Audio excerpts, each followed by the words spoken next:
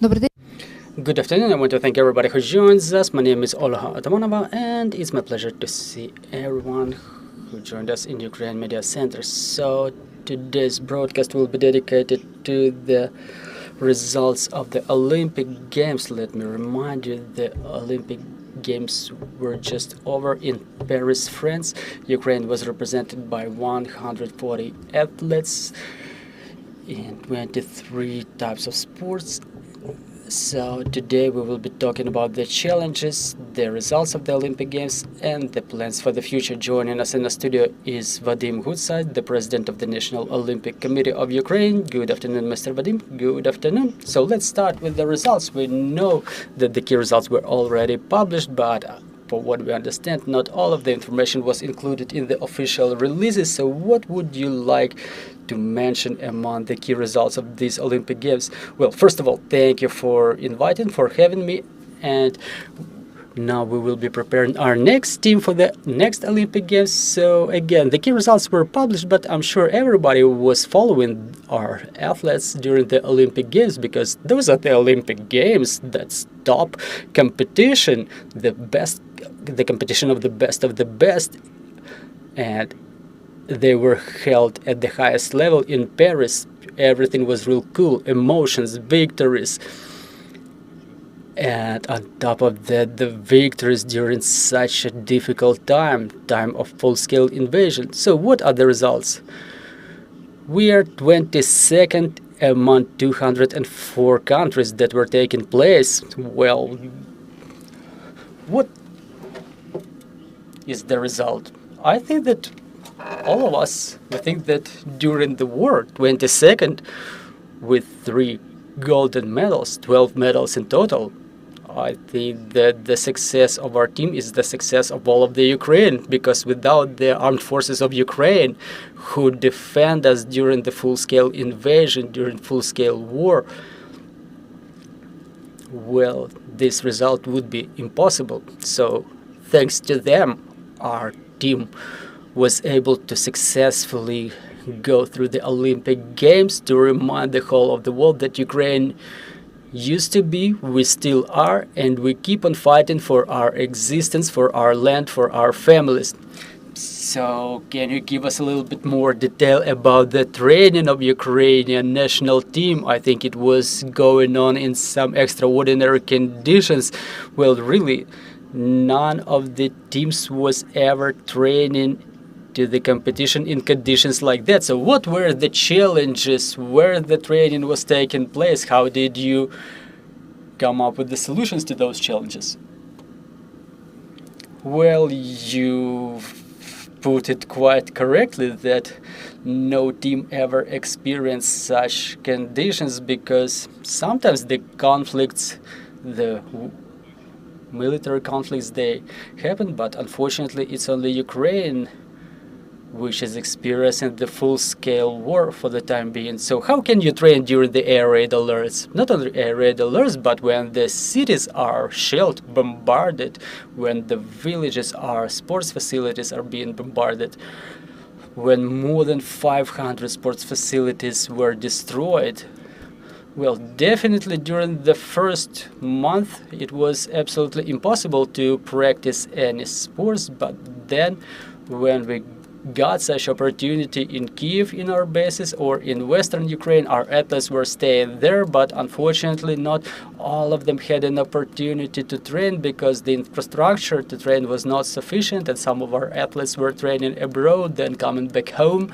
Some of the athletes left the temporarily occupied territories, and yes, there are cases when trainers, our coaches were staying in Kherson during occupation. We were staying in touch, and we were taking all efforts to have them relocated. They got relocated with the families. They got relocated to Kyiv. We had an opportunity to provide them with billeting in our Olympic bases so they could continue to train. Well, it was difficult, but not more difficult than the experience of our defenders who stay in the trenches. So again, thanks to them, we got prepared. Well, in your opinion, what were the breakthroughs in which sports? We understand that we were expecting to see some good results traditionally in some sports, but probably some of the good results turned out to be unexpected. Well, this is the way it happens in the Olympic Games. For me, it's the ninth Olympic Games, so I've seen a lot in the Olympic Games. And it always happens so that sometimes those you count on, they lose, and those you don't count on, they demonstrate like maximum result. Yes, there are sports where we have to draw conclusions from, and that's normal. This is the way it happens in sports. In sports, there is no such thing like, the fact that Ukraine was present, that was already a victory, that there was a team of Ukraine under our national flag, that's already a victory. But in the sports, it's like you have to learn your lessons. Who could do what, who didn't get a medals. That's why now we have to learn our lessons. We have to gather the federations, gather the coaches to discuss the results, because in the beginning of this 4-year period we approved the plans for the head coaches of the federations, who put together the schedule of trainings and which medals they plan to get at the Olympic Games. That's why we have to pay attention to this right now, because the Olympic Games in Paris are already through, and starting from today, as the Olympic Games end, on the very next day you start preparing for the next Olympic Games in Los Angeles. That's why now we all have to together discuss it with the expert council. Who of the athletes is going to continue training, who can be competitive, what should be done for this, what should be done to make it happen. And for us, the main thing is our victory in war, and we'll hope that the war will end soon, and we have to think about who's gonna raise our national flag during the Olympic Games in Los Angeles. This is what we have to think about. Well, we know that traditionally those who win medals for our country, they have some financial rewards. So talking about the prizes for the medals in these Olympic Games, what is known about that? Well, a lot was written about that, a lot was said. So the golden medal is worth $125,000. At the local level, I was asked in one town, well, National Olympic Committee worked from the very beginning until the very end. Half a year we had quite an intense period, because we had to work with the organization committee of Olympic Games. We had to work on all of the issues. When every team comes, every team departs, all of the athletes were coming and going on time. It never happened so that they come and stay for 2 weeks. So everybody was coming in the eve of their competition and was leaving in the wake, just like our tennis players, like Yaroslava Moguchi has left to train to the further competitions. So everything was smooth, no issues, everybody was coming and going pretty smoothly. All of the conditions were fulfilled by the Olympic Committee, so there were no stories to tell you. Well, during this Olympic Games, we've seen that the Ukrainian House Vola Space was working to support our athletes. How efficient was that solution? How have you liked it? Well, it was super cool when our Ukrainian house was working. Well, it always works during all of the Olympic Games. The guests are invited, but not during times like this. We have war going on since 2014, and the full-scale war has been going on for 2 years now, and it's important to have Ukrainian House working, and the Olympic Committee and National Olympic Committee and the Office of the President took all of the necessary efforts to make sure that the whole world is reminded about what's going on in Ukraine, because I've spent 3 weeks in the Olympic Games, and we see that in some countries the people start forgetting about what's going on in Ukraine, and Ukrainian House Vola Space once again has reminded to the whole world what's really going on. We've demonstrated to the whole world what is the number of the athletes who have unfortunately already perished, what is the number of the sports facilities, the infrastructure that was destroyed, what's going on in Ukraine, what we need to support us, what do we need to make sure that our athletes can continue training. And we've sensed it that the world keeps supporting us. We had a lot of guests who kept coming, who kept watching, who were realizing what's going on, how it's going on. And thanks to our partners, we hope that it's gonna yield more results, provide better momentum to remind the world that we still need the support. Thank you very much, dear colleagues. Do we have any questions on the floor? Please let us know if you have any. But Mr. Vadym, I cannot help but ask about the preparation to the Winter Olympic Games, because the Games 2026 are pretty close already. So what's going on in this area? How is the training going on? How is the preparation going on? Well, the preparation is going on. Everything goes on along with the schedule that was prepared by every single coach. Some athletes train at the summer basis because that's also on the schedule. It's important to start the season in a good physical conditions. Some of the athletes are already training at winter basis, so we were meeting the federations, the athletes, the coaches who keep promising us that our athletes are going to deliver at the Winter Olympic Games. Obviously, I would like to see some successful performances, and I hope that this is the way it's going to happen. I am seeing we have a question on the floor. Good afternoon, Vlada Kolodis, Suspilny News. I would like to ask you if you can disclose the total amount that our athletes were able to get. Well, I've already mentioned that the first place is the golden medal is $125,000. If you're curious about other financial issues, like the Ministry of Youth and Sports, they have all of the materials available. Dmitro Nagorny, News of Ukraine, can you please tell us, are you planning to do something in the future, like the way it happened with the football? We've sent the second team, but we were able to send the first team, and we could win the Olympic Games instead of Spain.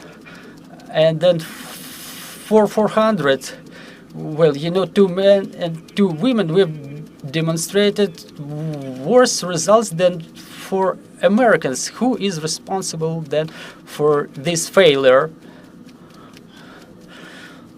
Well, in my opinion, I thank you for this question, but the word failure is not quite relevant. But I keep saying that yes, there are failures, you are right, but the athletes don't always win. Sometimes the athletes demonstrate their best results, and sometimes the athletes are ready or are prepared psychologically. But there are many cases, there are many factors that influence the training of athletes. And then look, the Olympic Games is not just a competition on the physical level, it's competition on the psychological level too. And only those who are psychologically prepared win that competition, and only those, because there are many cases when, like athletes with injuries, or for example, Ludmila Luzina, she was sick right before the competition, just like Olga Harlan.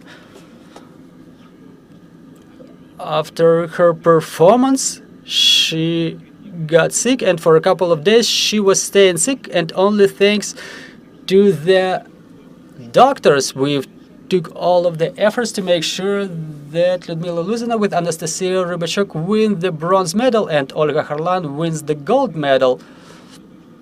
So you know, the psychological competition, not everybody wins it.